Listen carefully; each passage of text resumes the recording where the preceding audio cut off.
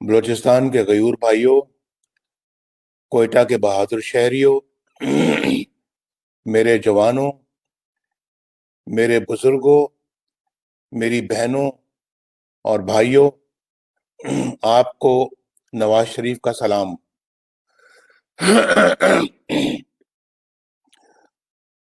آج یہ اتنا بڑا جلسہ دیکھ کر میرا یقین اور بھی پختہ ہو گیا ہے کہ انشاءاللہ اب ووٹ کی عزت کو کوئی پامال نہیں کر سکے گا۔ پامال کرنا تو دور کی بات ہے، انشاءاللہ اب ووٹ کی عزت کی طرف کوئی میلی آنکھ سے بھی دیکھ نہیں سکے گا۔ جو جذبہ مجھے گجرانوالہ میں نظر آیا، وہی جذبہ میں نے کراچی میں دیکھا، اور الحمدللہ آج وہی جذبہ اور جوش و خروش میں کوئٹہ میں بھی دیکھ رہا ہوں۔ بھائی اور بہنوں، وقت آ گیا ہے۔ معاف کیجیے، میرا گلا مسلسل خراب ہے کچھ دنوں سے۔ وقت آ گیا ہے بھائی اور بہنوں کہ ہم اپنی تقدیر بدلنے کے لیے اب اٹھ کھڑے ہوں۔ اللہ تعالیٰ بھی انہی کی مدد کرتا ہے جو اپنی مدد آپ کرتے ہیں۔ اللہ کا شکر ہے کہ پاکستان کے ہر گوشے کے عوام اپنی قسمت بدلنے کے لیے ایک ہی قافلے کا حصہ بن گئے ہیں۔ آج مجھے اپنے دوست حاصل خان بزنجو کی بڑی شدت سے یاد آ رہی ہے۔ وہ اپنے والد مرحوم کی طرح جمہوریت کے سچے اور کھرے علم بردار تھے۔ ان کی موت میرا ذاتی نقصان تو ہے ہی، لیکن یہ ملک و قوم کا بھی بڑا نقصان ہے۔ وہ ہر فورم پر جرت اور بہادری کے ساتھ اپنا موقف پیش کرتے اور تمام خطروں سے بے نیاز ہو کر سچی بات کہتے تھے۔ اللہ تعالیٰ انہیں اپنے خاص رحمتوں سے نوازے۔ مجھے کل معلوم ہوا ہے کہ محسن داوڑ اور ندیم اصغر کو کوئٹہ ایئرپورٹ پہ سیکیورٹی کے نام پہ گرفتار کیا گیا ہے اور کسی نامعلوم جگہ پہ منتقل کر دیا گیا ہے۔ ہم سب اس عمل کی سختی سے مذمت کرتے ہیں، اور سیکیورٹی کے نام پر اس طرح کے اقدامات ہماری ریاست کو پہلے بھی بدنام کرتے رہے ہیں اور آج بھی کر رہے ہیں۔ بڑے افسوس کی بات ہے اور کہ یہ حکومت کس طرح کے کام انجام دے رہی ہے۔ میرے بھائی اور بہنوں، بلوچستان پر جو گزرتی رہی ہے وہ ایک نہایت افسوسناک کہانی ہے۔ مری، بگٹی، بزنجو اور دیگر قبائل کے ساتھ جو سلوک کیا جاتا رہا، بلکہ جو اب تک ہو رہا ہے، وہ ہم سب کے لیے انتہائی دکھ اور رنج کا باعث ہے۔ غداری کا لیبل ہر اس شخص کے ماتھے پر چسپاں کر دیا گیا جس نے سر اٹھا کر بات کرنے کی کوشش کی، جس نے ظلم و ستم کے خلاف احتجاج کیا، اور جس نے آزاد قوم کا آزاد شہری ہونے کا حوصلہ کیا۔ وہ صرف اس لیے باغی اور غدار قرار پائے کہ انہوں نے اپنے آئینی حقوق کے لیے آواز اٹھائی، اور کچھ قتل ہو گئے، کچھ ہمیشہ کے لیے لاپتہ کر دیے گئے۔ ان کی قبروں تک کا کوئی نام و نشان نہیں ہے۔ گم شدہ افراد کا مسئلہ آج بھی ہے۔ ہمارے ہم وطن آج بھی اٹھائے جا رہے ہیں۔ کچھ پتہ نہیں انہیں آسمان کھا گیا یا زمین نگل گئی۔ میں جب بھی گم شدہ افراد کی دکھی ماؤں، روتی ہوئی بہنوں، بیٹیوں اور پریشان حال بچوں کو دیکھتا ہوں تو بے حد تکلیف ہوتی ہے۔ کب تک یہ سب کچھ جاری رہے گا؟ کب تک ہماری ریاستی طاقت خود اپنوں کے خلاف استعمال ہوتی رہے گی؟ कब तक हम पाकिस्तान के मुहब्बे वतन शहरियों पर बगावत और गद्दारी के इल्जामात लगाते रहेंगे? ख़वातीनो हजरात, मुझे अच्छी तरह अंदाजा है कि बलूचिस्तान के लोग कैसे कैसे मसाइल का शिकार होते रहे हैं और आज भी किन मसाइल का शिकार हैं। पाकिस्तान के सबसे बड़े सूबे के लोगों की जिंदगी किस तरह गुजर रही है, उनको कौन सी मुश्किलात का सामना है, नवाज शरीफ अच्छी तरह जानता है। मुझे ये भी मालूम है कि मौजूदा हुकूमत की नाअहली और अवाम दुश्मनी की वजह से महंगाई ने अवाम के लिए 2 वक्त की रोटी मुश्किल बना दी है। और सुना है चीनी एक तो 10 रुपए किलो हो गई है, आटा 70 रुपए किलो तक जा पहुंचा है, या शायद इससे भी ज्यादा। नान भाई हड़ताल कर रहे हैं कि रोटी 30 रुपए की बेचने की इजाजत दी जाए। ऐसे में सारा दिन मेहनत करने के बाद एक मेहनत कश 2 वक्त 2 रोटियां भी खाए, यानी 2 वक्त सुबह दोपहर और शाम अगर 2 रोटियां भी खाए तो महीने के 3600 रुपए खर्च करने पड़ते हैं। और अगर घर में 6 अफराद हों, जो कि आमतौर पे होते हैं, तो सिर्फ रोटी पर और कुछ नहीं, रोटी पर 21,000 रुपया वो कहां से लाए।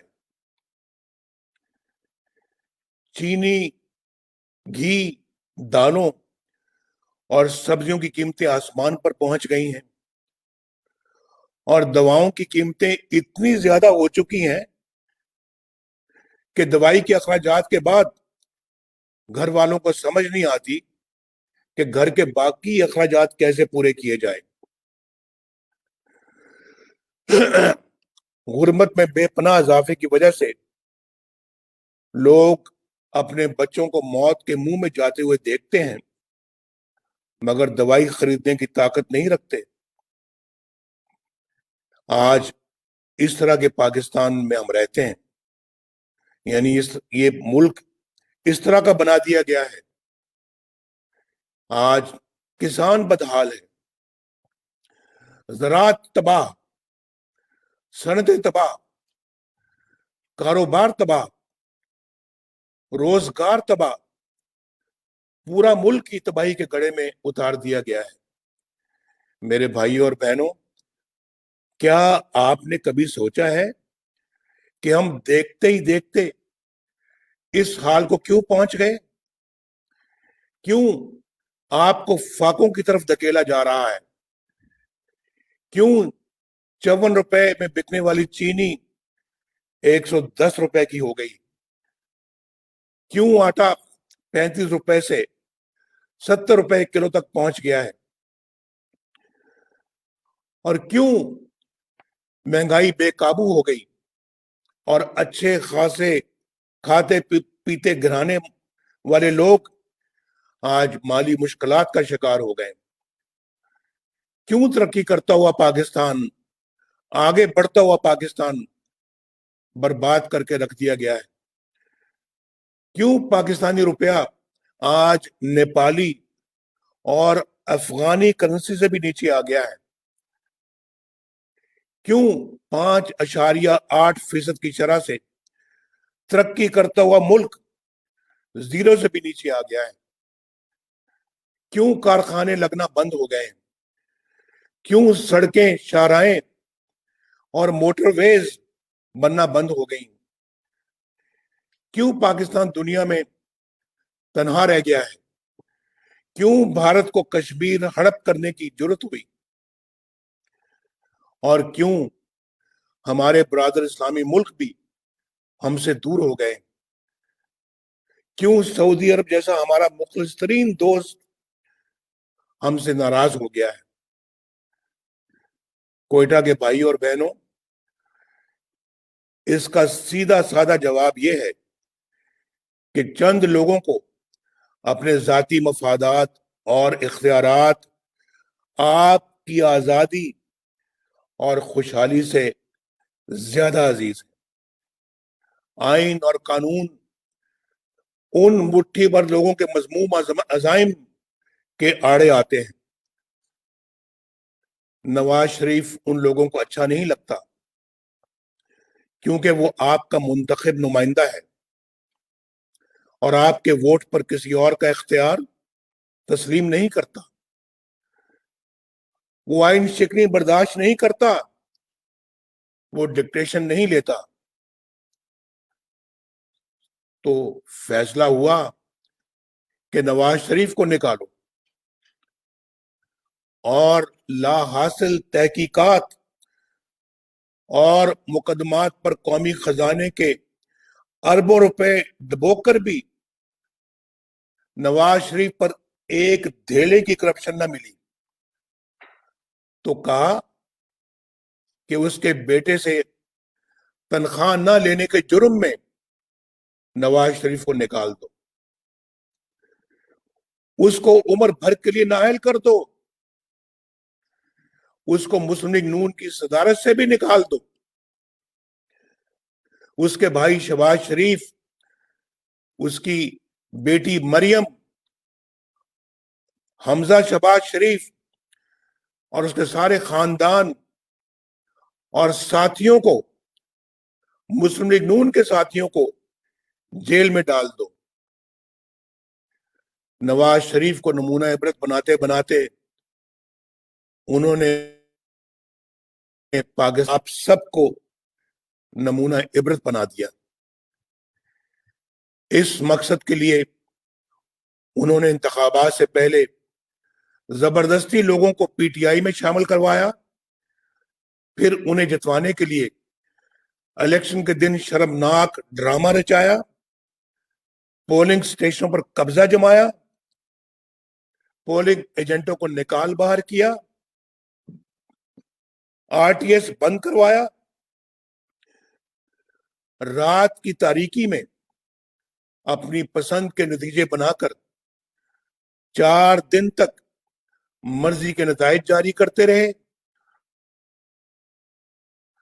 اور تاریخ کی سب سے بدترین دھاندلی کر کے انہوں نے ایک نااہل اور نالائق ترین شخص کو وزیر اعظم کی کرسی پر بٹھا دیا تاکہ وہ ان سے جرائم پر کوئی سوال نہ اٹھائے، بلکہ ان کے اشاروں پر کرتب دکھاتا رہے۔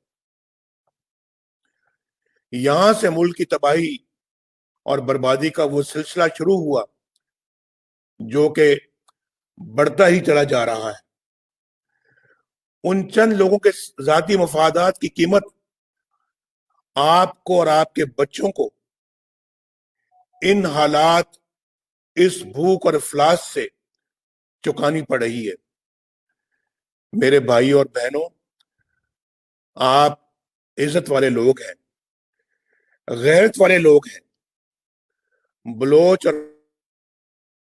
پختون اپنی شاندار روایات رکھتا ہے، لیکن آپ نے دیکھا کہ کراچی کے عظیم الشان جلسے سے گھبرا کر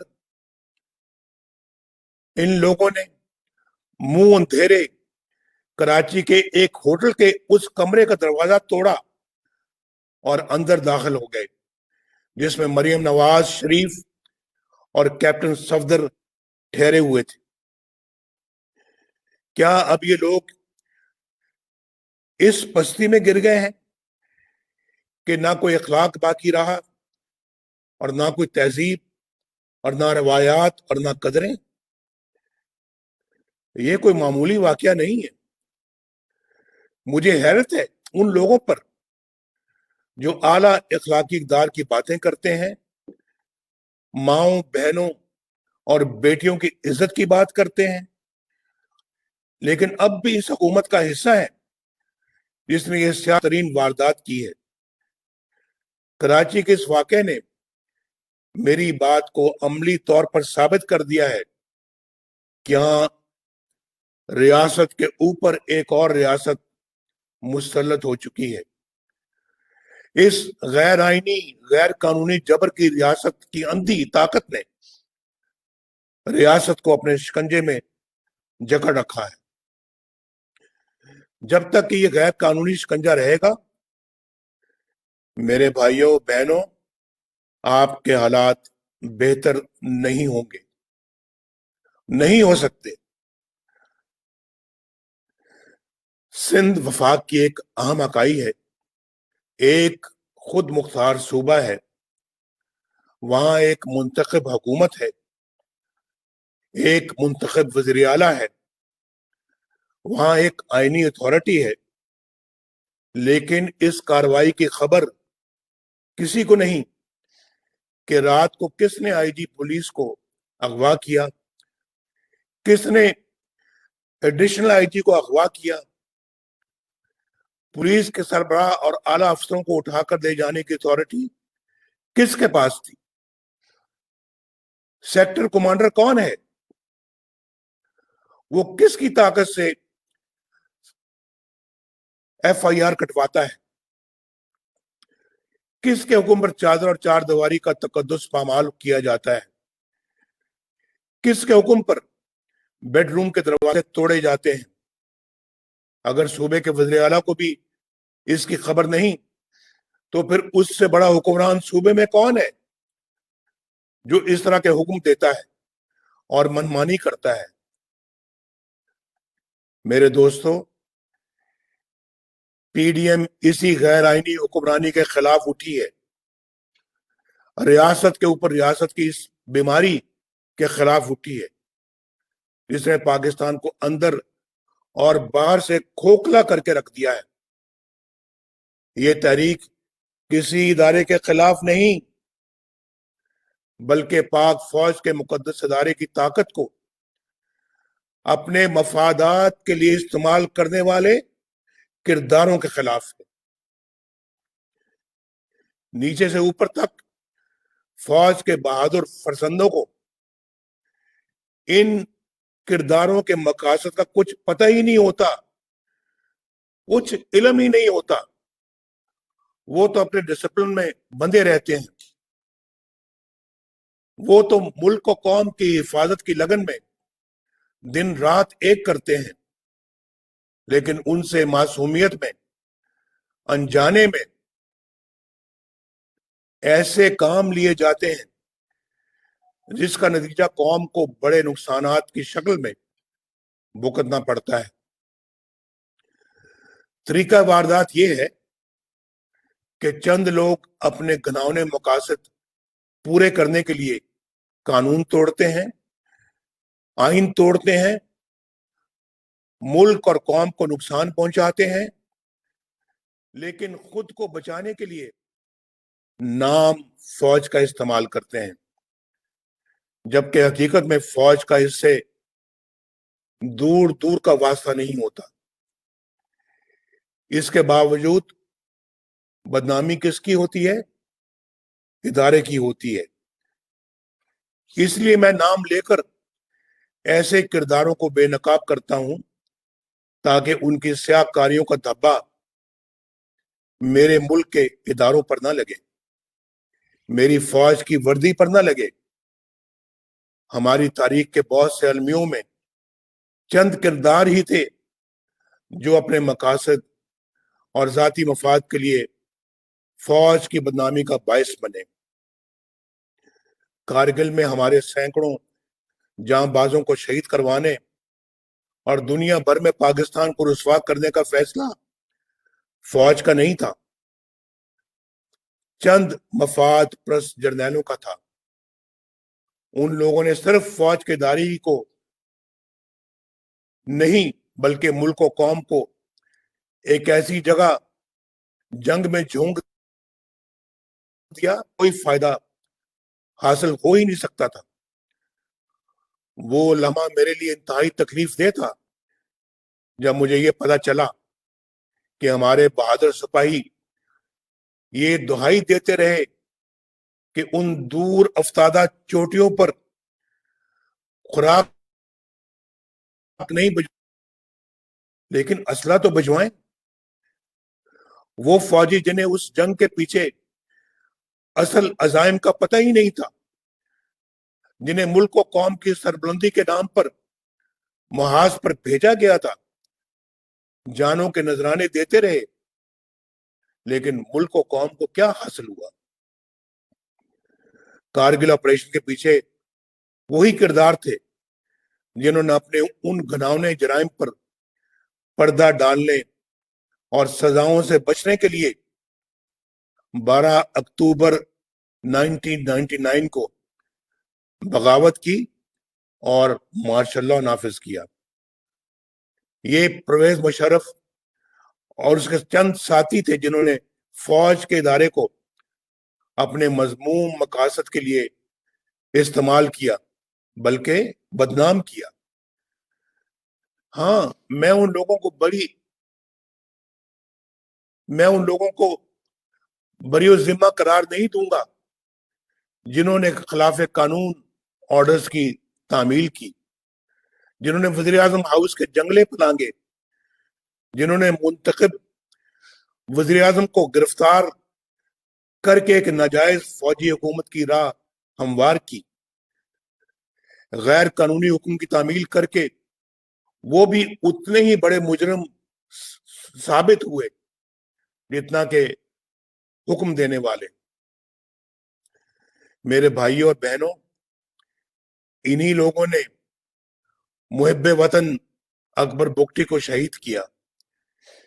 انہی لوگوں کو محترمہ بینظیر بھٹو نے اپنی شہادت سے قبل لکھے گئے خط میں اپنی موت کا ذمہ دار ٹھہرایا۔ انہی لوگوں نے بلوچستان اور سندھ میں ہمارے فضائی اڈے غیروں کے ہاتھوں میں گروی رکھے، آپ جانتے ہیں، جہاں سے ڈرون اڑتے تھے۔ انہی لوگوں نے 12 مئی کراچی اور لال مسجد اسلام آباد جیسے قتل عام کروائے۔ ہمارے غیرت مند بلوچ بھائیوں اور بہنوں کی محرومیوں کے ذمہ دار بھی یہی لوگ ہیں۔ ان واقعات سے جہاں آپ نے دکھ اور پریشانیاں اٹھائیں، وہاں مٹھی بھر لوگوں نے بے شمار فائدے اٹھائے۔ پرویز مشرف کے ذاتی اکاؤنٹوں میں اربوں روپیہ کیش پڑا ہوا ہے، اس کے ثبوت بھی موجود ہیں، لیکن نیب یا عمران خان کسی میں جرت نہیں کہ کوئی کارروائی عمل میں لائی جا سکے۔ اسی طرح ہماری منتخب حکومت کے خلاف سازشوں کا جال بننے کے لیے دھرنے کروائے، انتخابات میں دھاندلی کروائی اور ایک نااہل شخص کو ملک پر مسلط کرنے کا فیصلہ بھی فوج کے ادارے کا نہیں تھا۔ یہ فیصلہ فوج کا نہیں تھا، بلکہ چند کرداروں کا تھا۔ اس لیے تو میں ان کرداروں کا نام لیتا ہوں تاکہ تباہی و بربادی کے الزام کے چھینٹے میری فوج کے جوانوں اور افسروں کی وردی پر نہ پڑے۔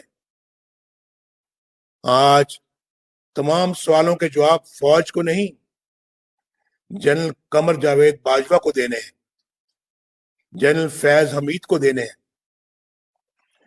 جنرل باجوہ صاحب، آپ کو 2018 الیکشن میں پاکستان کی تاریخ کی سب سے بڑی دھاندلی اور عوام کے مینڈیٹ کی چوری کا حساب دینا ہے۔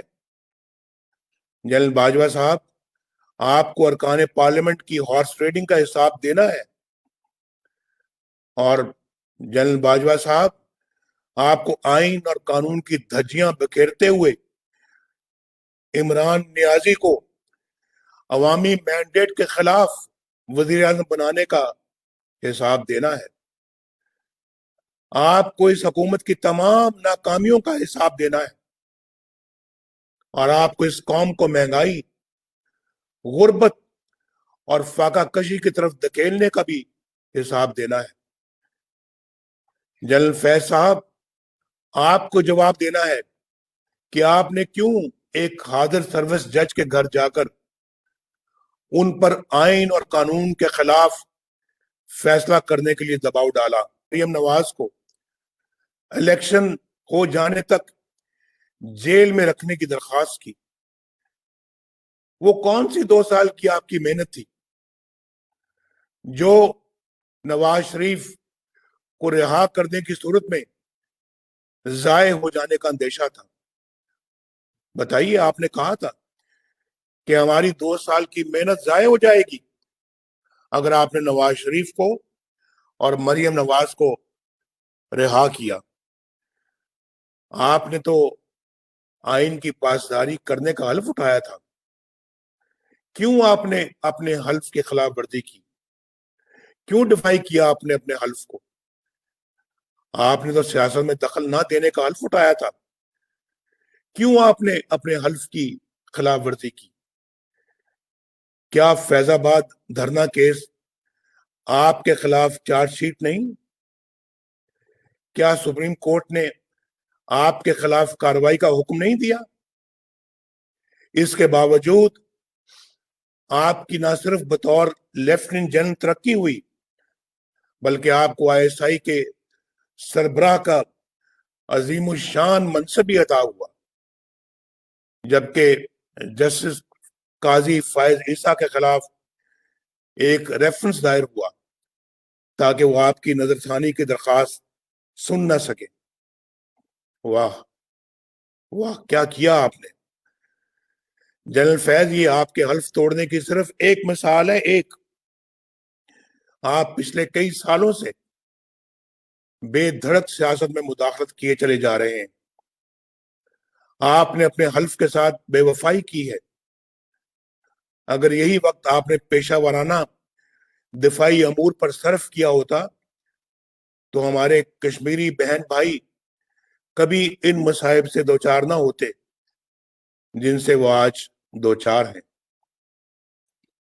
عمران خان صاحب، آپ تو سیاست کے میدان میں نابالغ ہو۔ بار بار کہتا ہوں میں کہ ہمارا آپ کے ساتھ مقابلہ ہے ہی نہیں۔ ہمارا مقابلہ آپ کے لانے والوں کے ساتھ ہے، آپ کے ساتھ نہیں ہے۔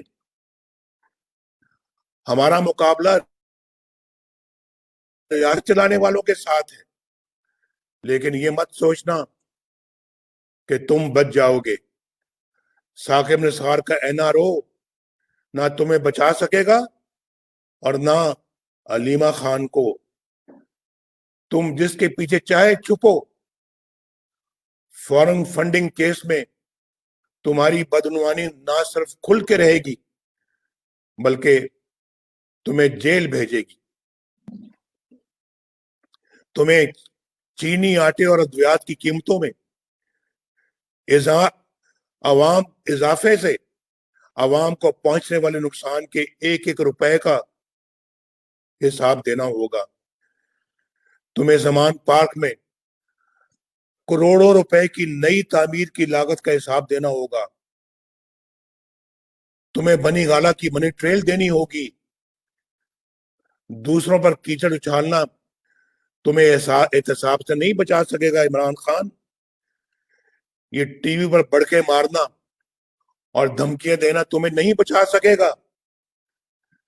تم اور تمہارے ہر کرپٹ ساتھی کو حساب دینا پڑے گا۔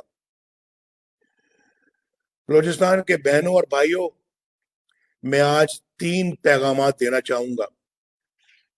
پہلا، فوج کے جوانوں اور افسروں کے نام،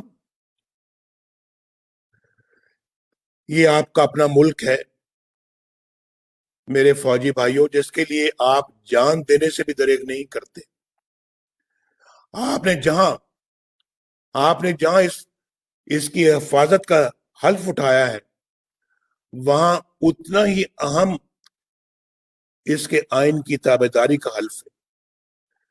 جہاں آئین شکنی اور قانون شکنی شروع ہو جاتی ہے، وہاں ظلم کا دور شروع ہو جاتا ہے۔ جب آپ کسی فرد واحد یا مفاد پرست ٹولے کے لیے آئین توڑنے کے مرتکب ہوتے ہیں، وہاں آپ خود اپنی قوم کو، اپنے ملک اور اپنے لوگوں کو آئین شکنوں کے رحم و کرم پر چھوڑ رہے ہوتے ہیں۔ اپنے حلف کی پاسداری کیجیے، خود کو متنازع ہونے سے بچائیے۔ دوسرا میرا پیغام میرے پاکستان کے سول سروس کے نام ہے۔ زمانہ بدل رہا ہے، کسی کے لیے قانون یا آئین توڑ کر بچ نکلنا مشکل سے مشکل تر ہوتا چلا جا رہا ہے۔ آپ نے دیکھا کہ سندھ پولیس کے افسران نے چند لوگوں کے غیر قانونی رویوں پر احتجاج کر کے نہ صرف ان کے عزائم پورے نہیں ہونے دیے بلکہ اپنے لیے عزت بھی کمائی۔ سندھ کے پولیس افسر صاحبان، میں آپ کو سلوٹ کرتا ہوں۔ آپ کو بلا خوف اپنی ذمہ داریاں قانون کے مطابق ادا کرنی چاہیے۔ میں سب سول سرونٹس کو یہ میں گزارش کر رہا ہوں، اور کسی دباؤ میں آئے بغیر سر انجام دینی چاہیے۔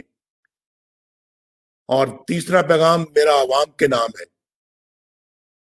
میرے پاکستان کے بہنوں اور بھائیوں، پاکستانی فوج آپ کی اپنی فوج ہے۔ ان کو عزت دیجیے، انہیں محبت دیجیے، لیکن جب معاملہ آئین کی بالادستی کا ہو، جب آئین کی بالادستی کا معاملہ آ جائے، جب معاملہ قانون کی حکمرانی کا آ جائے، تو پھر وہاں کوئی سمجھوتا نہ کیجیے۔ کوئی فوج اپنے لوگوں کے خلاف نہیں لڑ سکتی۔ پرامن احتجاج آپ کا آئینی حق ہے، جس سے آپ کو کوئی محروم نہیں کر سکتا۔ آزادی اظہار آپ کا آئینی حق ہے، جو آپ سے کوئی نہیں چھین سکتا۔ ووٹ اور حکومت سازی آپ کا بنیادی حق ہے، جو آپ کے اس حق کو چھینے وہ آپ کا حال اور مستقبل آپ سے چھیننے کا مرتکب ہوتا ہے۔ وہ آمر ہے، غاصب ہے، آئین شکن ہے۔ آپ اپنے حق کو استعمال کیجئے۔ کسی مفاد پرست ٹولے یا کچھ مٹھی بھر لوگوں کو اپنی آنے والی نسلوں کی تقدیر کے ساتھ کھلواڑ کرنے کی اجازت مت دیجیے۔ اگر آج آپ نے اپنے حقوق کو حاصل کرنے میں کامیابی حاصل کر لی تو انشاءاللہ آپ اپنے حالات سنوار لیں گے۔ اگر ایسا نہ کر سکے تو پھر بہانے کا کوئی فائدہ نہیں ہوگا۔ کوئٹہ والوں، عمران خان کی بیساکھیوں پر کھڑی حکومت کو انجام تک پہنچانے کا وقت آ گیا ہے۔ وقت آ گیا ہے کہ ہم ان تمام لوگوں سے جواب طلب کریں جنہوں نے آئین اور قانون کے ساتھ کھلواڑ کر کے آپ کو ان حالات سے دوچار کیا ہے۔ کوئٹہ والوں، سوچ کر بتاؤ، کیونکہ پورا ملک آپ کی آواز سن رہا ہے۔ کیا تم اس جدوجہد میں نواز شریف کا ساتھ دو گے؟ کیا تم اس جدوجہد میں پی ڈی ایم کا ساتھ دو گے؟ کیا اس جدوجہد میں ہم سب کا ساتھ دو گے؟ پاکستان پائندہ باد۔